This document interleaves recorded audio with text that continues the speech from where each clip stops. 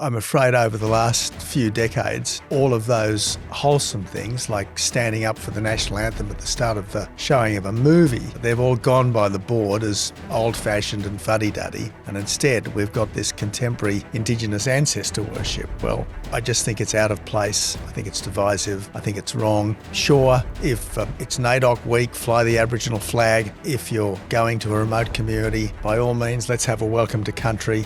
But generally speaking, in the wider Australian population, no, these things shouldn't happen. The Australian way of life is under threat like never before. Sectarian violence is rife on our streets. The political class is silencing mainstream Australians under the guise of hate speech. And the media, universities and major civic organisations continue to fan the flames of division. Australia is without leadership and Australians are losing hope. 2026 will be the year that defines the future of our great nation. Are we up to the task? G'day, Tony, and hello to all of our viewers and listeners. Great to be back. Today, Tony will be sharing his thoughts on the upcoming federal budget, issues pertaining to intergenerational fairness, the Farah by-election, why Welcome to Country ceremonies should be significantly reduced, the latest engagement with Japan, as well as other issues that Tony sees fit. So, Tony, great to be back with you. Wonderful to be here, Dan. All right, well, let's start with the budget. That's going to be up in the middle of next week. We can see where this is going to go with the government saying they're going to change the capital gains tax arrangements, winding back negative gearing, potentially a small tax cut for income earners. So a lot of things happening. In a way, it feels like a bit of a nothing burger to me. They're trying to set it up like we're going to do this big thing. The coalition will come out hard against it, but on budget night, it'll be not a whole lot happening is my instinct, but keen to get your thoughts on this. Well, Dan, I think it's going to be what we might call a horror handout budget. There will be substantial tax increases for investors, the most productive people in our community, in other words, and there will be more handouts dressed up as cost of living relief for the people that Labor thinks might most likely vote Labor. So what's almost completely lacking from anything this government does is any substantial economic reform. And by economic reform, I mean things that make our economy work better. Hitting landlords is just going to put up rents. It's effectively a renter's tax. Hitting investors by reducing the capital gains tax discount is an investment tax. In other words, the people who are putting money aside for productive purposes are being slugged so that people who don't do any of this can be given a modest handout. And it's no way to run an economy. It's no way to run a country. And this budget is going to be yet another milestone in our decline. In terms of the lack of reform, I think that's right. I mean, basically, it's shifting deck chairs on the Titanic. Now, what the government says they're doing is they're going to basically increase taxes on the investor class and reduce taxes on the worker class. There is an argument that the differential tax treatment of investment versus income is a problem because it creates distortions for people to reduce their earned income and shift the money they earn to assets. Do you think there's an issue or an argument in favour of trying to equalise those tax rates, which you could do by increasing or decreasing either one? But is there an argument there, do you think? Not really, Dan, because all of your income is taxed at the same rate, regardless of whether it's earned in inverted commas or unearned in inverted commas.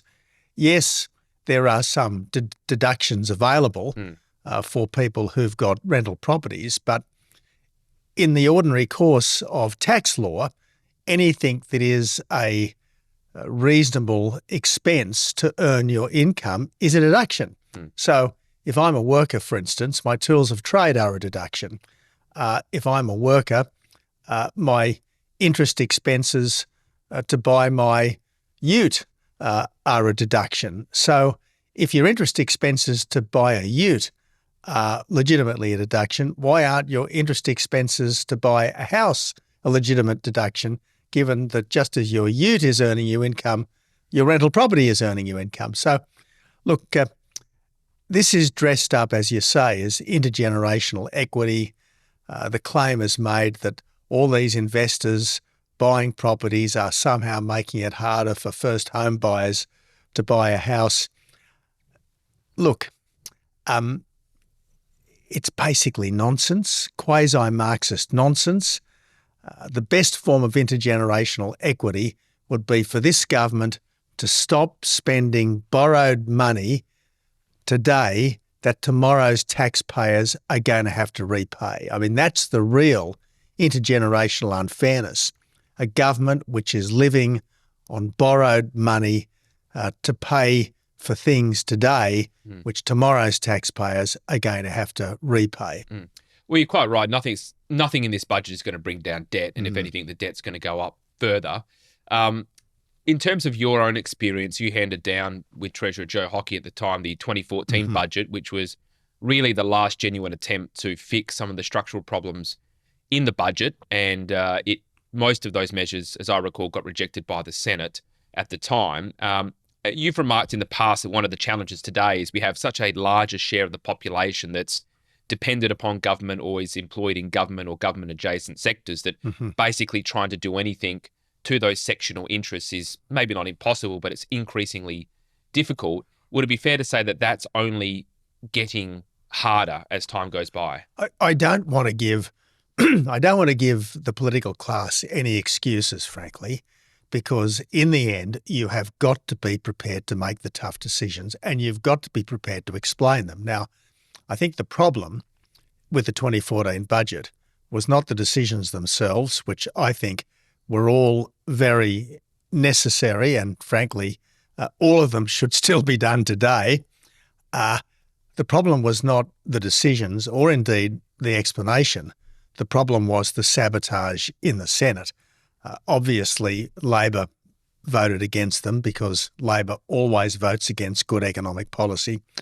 And then you had people like Clive Palmer who should have supported them but didn't support them, I think, because I think Clive had a bit of a personal vendetta which he wanted to prosecute.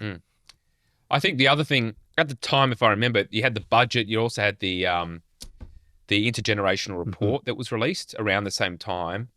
And then there was wasn't so much the intergenerational report, it was the Commission of Audit. Yeah.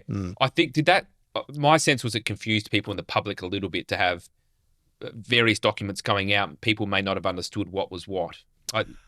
Look, again, I suppose we're getting back into the weeds of a decade or so ago, but we had, you might remember, a Senate by-election in Western Australia, and that interfered with the release of the Commission of Audit report, which meant that the Commission of Audit report came out quite close to the budget. So yes, there may well have been a bit of static at the time, but let's think of the main elements of the 2014 budget. There was a modest co-payment on what would otherwise have been bulk billed Medicare services. There was a change in the indexation rate of government benefits to bring all of them back down to CPI as opposed to male total average weekly earnings. There was a couple of extra years added to the age pension age, phased in over about a decade or so. There were some changes to university funding that would mean that university graduates would have to pay a slightly higher percentage of the total cost of their education. And one of the most important changes, I thought, was the learn or earn change, denying to school leavers the ability to go straight on the dole, because almost nothing is more corrosive for any young person than beginning his or her adult life as a social security recipient, particularly given that every young person who wants it can get government support to go into education or training. So this idea that you should leave school and just go on the dole is just anathema to me because it reinforces the something for nothing mindset, which has been so destructive. It's in the tradition of work for the dole, which as employment minister I was responsible for in the Howard days, and which shamefully has more or less fallen into complete disuse. So look, the last budget that was serious about making the system more efficient, try to ensure that our economy overall becomes more productive was the 2014 budget. If that budget had been passed in its entirety, our country would be in vastly better shape. And just in terms of intergenerational equity, I think there's a sense among a lot of younger people that there's a growing frustration and disillusionment with their futures for various reasons. I think a part of it is obviously the housing market and the challenges that are there. A part of it is also, to be frank, a broken and corrupt education system when you go through school and university and you're deprived of a proper education, let alone job-ready skills. I think another youth policy, if you like, would actually be cutting immigration as well, because it's often migrants who are coming in who are lower skilled, who are in direct competition either with current university students or recently graduated, those who have recently graduated from university. So I agree with you that cutting debt is a youth policy, but also I think cutting immigration. And we have seen that in continental Europe, where a large share of the younger population have supported parties that have promised to really scale back immigration.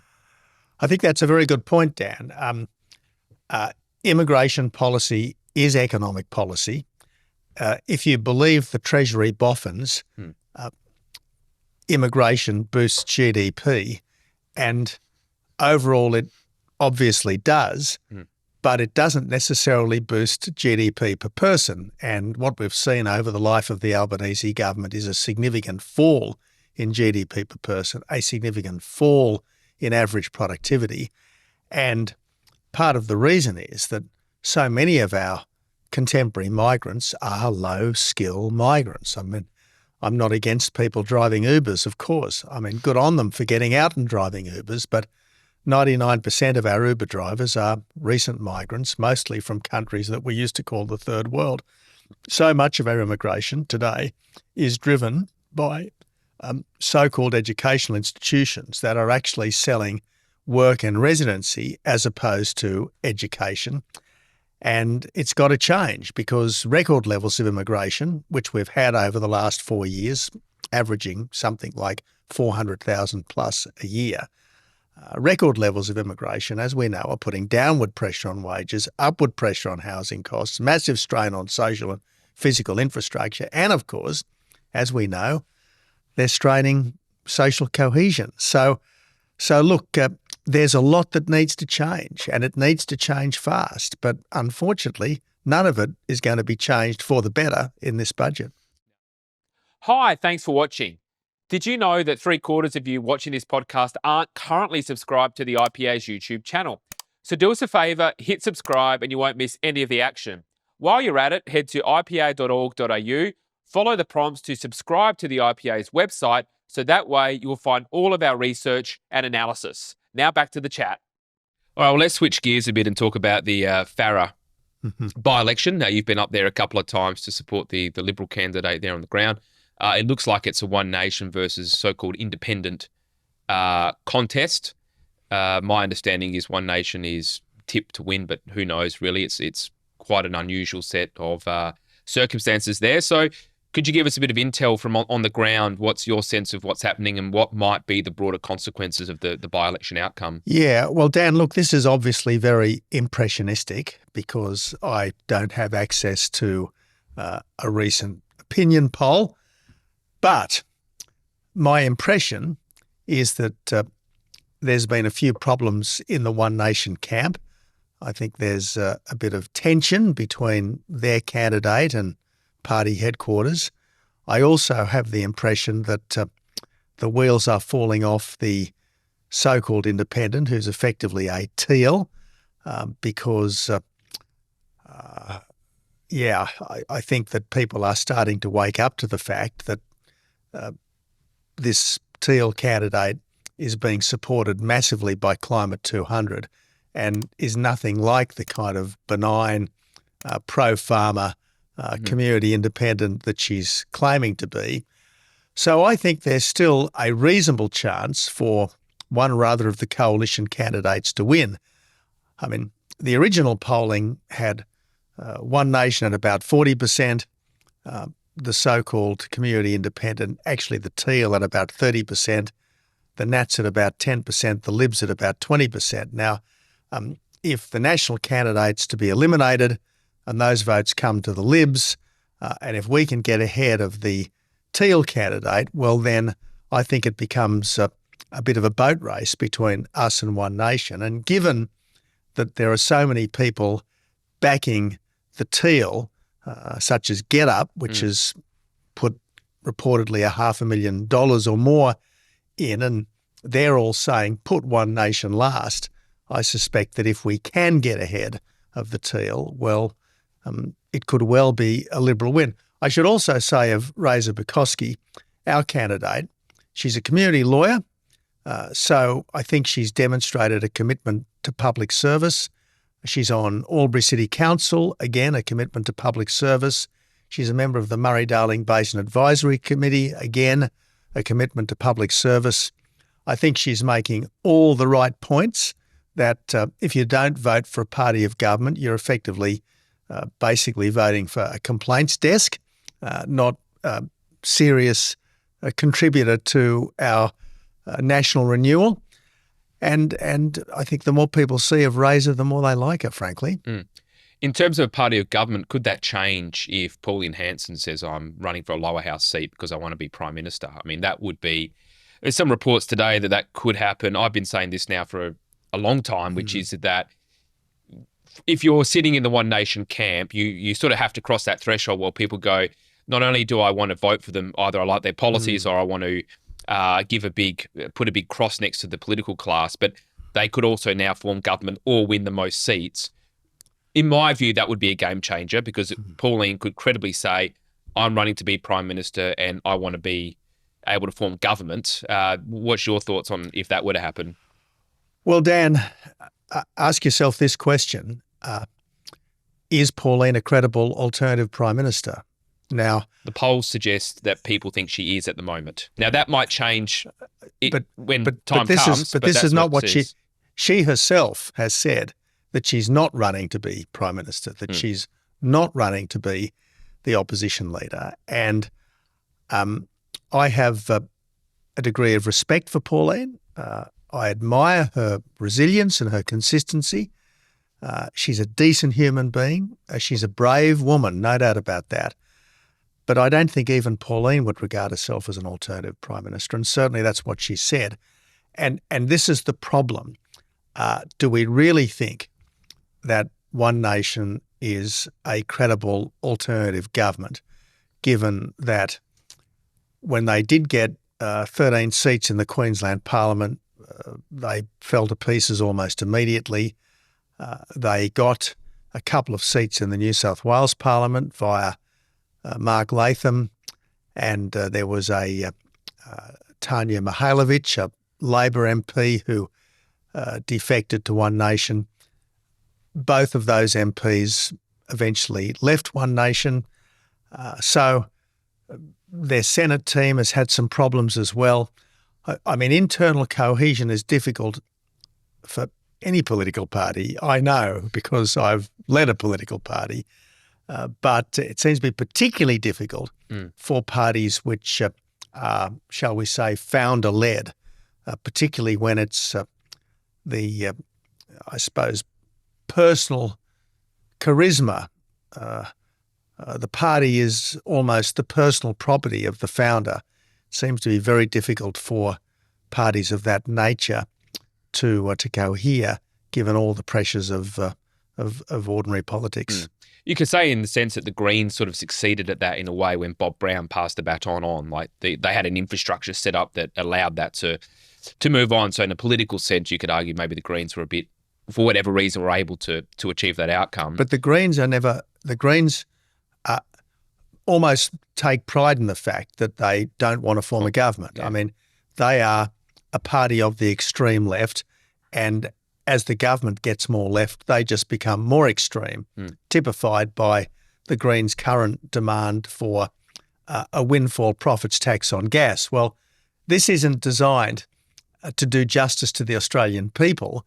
This is designed to destroy the gas industry in this country. It would instantly kill any investment in gas, any future investment in gas, if just because the price is temporarily higher, suddenly there is a massive windfall profit tax whacked onto an industry which requires tens of billions of dollars to get itself up and running. And long-term investment. And it did so on the basis of a if you like, a guarantee from successive governments that that was the tax regime. Now, to suddenly change that regime after tens, if not hundreds of billions of dollars has been invested would be absolutely immoral, quite apart from being utterly economically destructive. No, it's bonkers. And I think the other thing that's interesting, I mean, if you look through it all, really also what this is about is just further rigging the market in favour of wind and solar, because we know that they're not going to survive on their own. So they have tens of billions in dollars in subsidies. They've run a campaign to sort of drum out the coal industry. Now taking out gas would increase the market share to renewables. And look, it's been obvious to me in my couple of days on the ground in Farah that there is a massive amount of money coming into that electorate for the Teal candidate. I mean, she is going to massively outspend everyone else. There were absolute swarms of Teal booth workers yesterday in Griffith. One of them cheerfully admitted to me that she came from the Mornington Peninsula. Now, you don't come from the Mornington Peninsula to hand out in Griffith for a day. You've obviously come up for a week or more. Very few people do that without being paid. Someone is paying them. We've got Climate 200 earlier in the campaign saying we want to put $1 million into this by-election. I mean, all of the big money from the renewable sector is going into this Teal campaign to try to buy the by-election. Just on the gas issue, one of the observations I've had is if you go back, say, a decade when the campaign against coal was really starting to crank up a lot, there were many in the gas industry that were quite happy in a way for that to happen because, of course, their reasoning was, well, if coal gets hit, then the market share for gas goes up, so that's good for us. Yeah. And, of course, the point that myself and others made was they're going to come for you, don't you worry about that. And you sort of see in my view, the quality of a lot of the executives in the gas industry and the associated industry groups isn't really what it used to be. They're not used to having to defend their industry in terms of like the national interest sort of language. They don't sort of think in terms of that anymore. And I'm just interested in your assessment of, particularly when you were Prime Minister and since, about the, I guess, if you like, the qualities or capabilities of some of the executives in the industries, which in my view has waned over the years. Well, I'd agree with you, Dan, only I'd make the further point that I think the quality of our public life has declined. I mean, if I look back to the quality of the Hawke front bench or the Howard front bench, and I compare it to the quality of my own front bench, let alone to the quality of the current front bench, there were giants, comparatively speaking. There were giants in the land once. Now, I don't think that the quality of the Australian public has deteriorated. I just think that the quality of people who put themselves up for leadership has deteriorated, and I really do hope that changes. One thing that I think has changed, though, is our general attitude towards development. I mean, as part of the Sky doco that came out to coincide with my recent book, we went into the Australian Film and Sound Archive and, amongst other things, looked at a 15 or 20-minute short film that was produced by the Australian government to mark the 50th anniversary of the Federation. And it was all about building mines, building dams, building roads, building railroads. It was all about developing our country. Now, frankly, I think that is absolutely admirable. We need to make the most of ourselves as a nation. And if that means that we go and log in forests, if that means that we go and farm what are currently virgin areas, if that means that we build factories, if we build mines, good. Because in the end, that's about prosperity, that's about strength, that's about making the most of our God-given blessings. And I think as a country, we have lost ambition and we need desperately to recover that. Well, speaking of lost ambition, the Prime Minister was recently meeting with his Japanese counterpart in regards to an economic declaration, a security cooperation.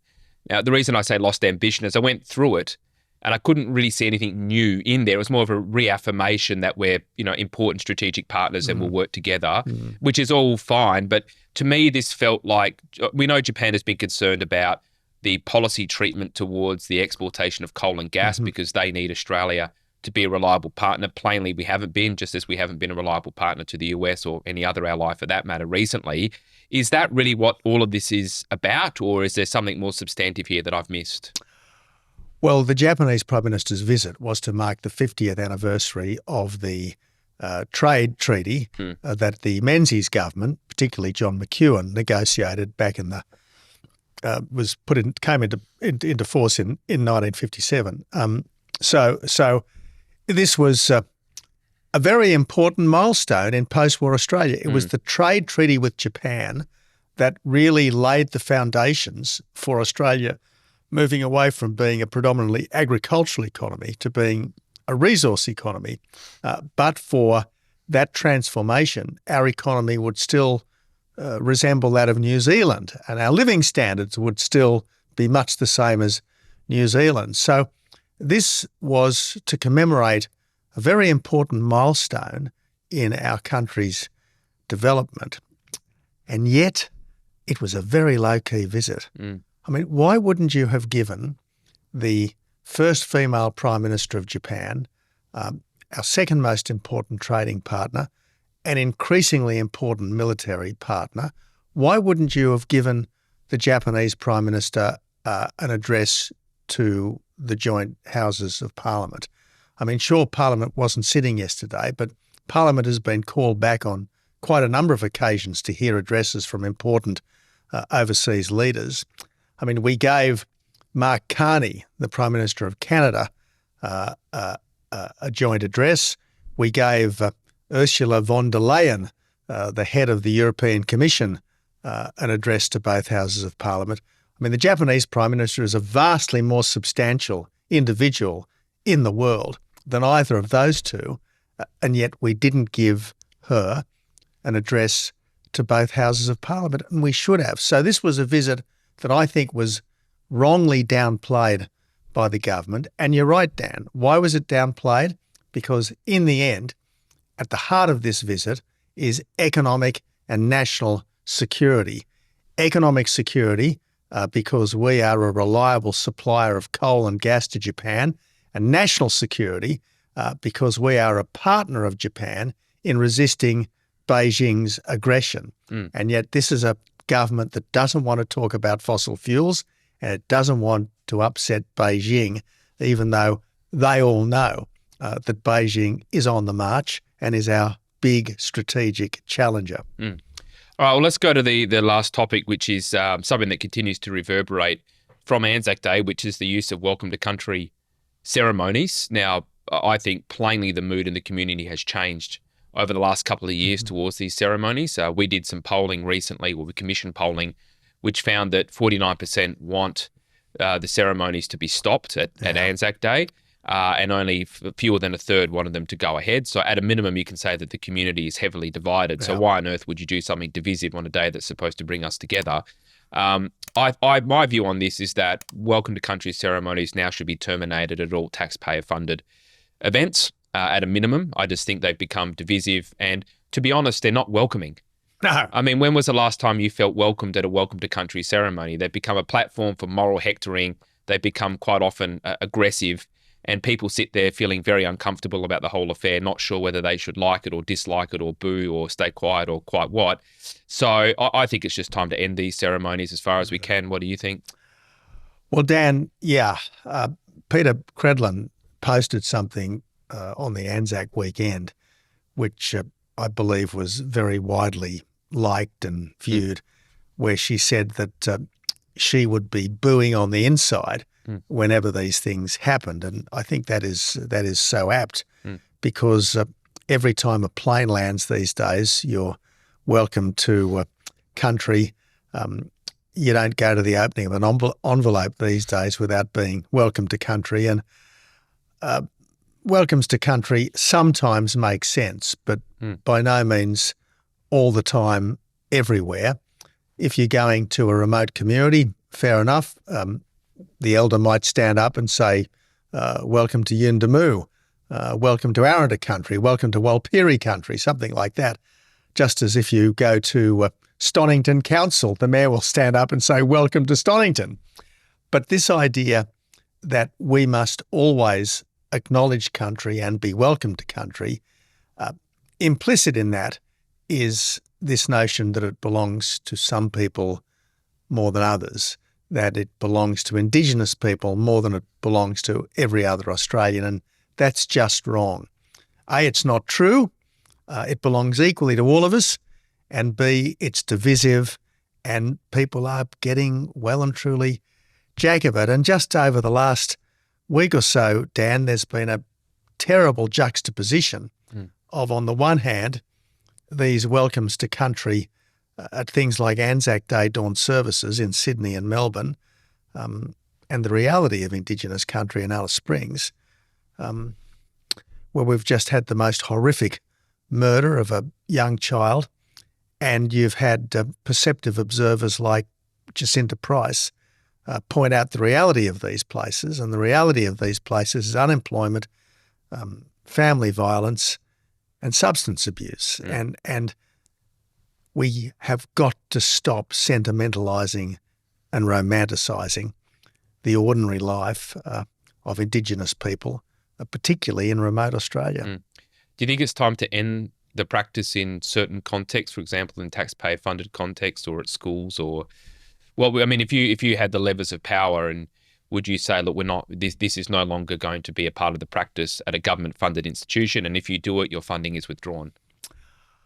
Look, I am naturally non-prescriptive, but I would like to think that at least once a week, and maybe even at the start of every school day, there'd be a flag-raising ceremony. People would salute the flag, talk about as they did in the old days, I love my country, I honour my king, etc., etc. I think that would be a very apt practice, but I'm afraid over the last few decades, all of those wholesome things like standing up for the national anthem at the start of the showing of a movie, they've all gone by the board as old-fashioned and fuddy-duddy, and instead we've got this contemporary Indigenous ancestor worship. Well, I just think it's out of place. I think it's divisive. I think it's wrong. Sure, if it's NAIDOC week, fly the Aboriginal flag. Sure, if you're going to a remote community, by all means, let's have a welcome to country. And I dare say if I were received with a welcome to country, I'd say, thank you, Auntie Betty, for giving us that lovely welcome to country. But generally speaking, in the wider Australian population, no, these things shouldn't happen. All right, Tony, thanks as always for your insights and analysis, and we'll catch up again in the near future. I look forward to that, Dan. This is a production of the Centre for the Australian Way of Life at the Institute of Public Affairs. To find out more, visit australia.ipa.org.au.